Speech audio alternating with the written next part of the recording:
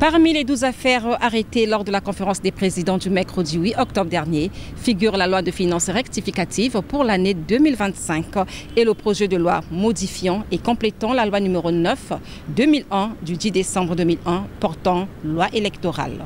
Le deuxième secrétaire du bureau de l'Assemblée nationale, Alain Pascal Leinda, nous fait le résumé. Affaire numéro 1. Projet de loi portant loi de finances rectificative pour l'année 2025. Affaire numéro 2. Projet de loi portant loi de règlement exercice 2024. Affaire numéro 3. Projet de loi portant loi de finances pour l'année 2026. Affaire numéro 4. Projet de budget de l'Assemblée nationale exercice 2026. Affaire numéro 5. Projet de loi modifiant et complétant la loi numéro 9/2001 du 10 décembre 2001 portant loi électorale. Affaire numéro 6. Projet de loi portant création de l'Agence congolaise de radio, prospection et de sécurité nucléaire. Sénat, première chambre, saisie.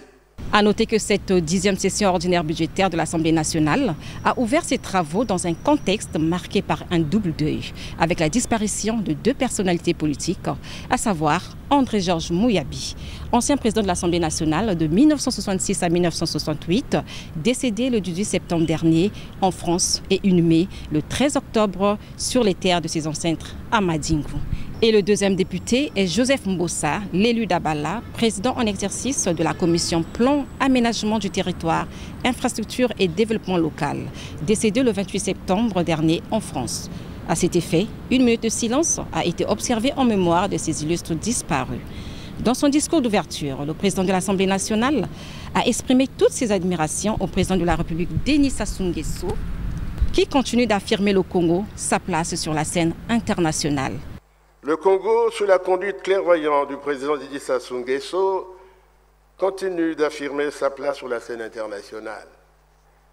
C'est ici l'occasion d'exprimer toutes nos admirations au président de la République pour sa récente élection à la tête de la Communauté économique et monétaire de l'Afrique centrale, prestigieuse institution sous-régionale qu'il présidera, nous en sommes sûrs, avec sagesse et compétence.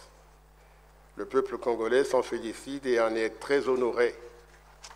Je tiens aussi à saluer la prestation remarquable du président de la République à la 80e Assemblée générale des Nations unies, le 24 septembre 2025 à New York.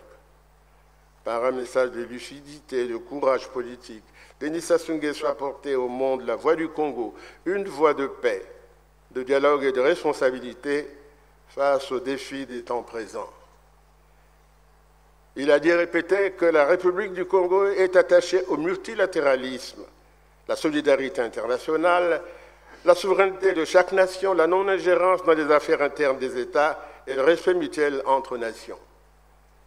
Le président Denis Sassou Nguesso en a en outre appelé à la réforme urgente des Nations unies pour une meilleure représentativité des nations.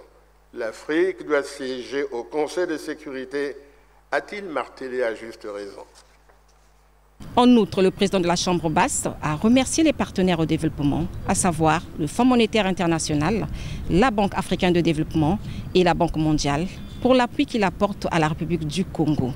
Pour terminer, l'honorable Isidore Mvouba a également épinglé la situation de la sécurité des citoyens qui restent au cœur des priorités de la République du Congo.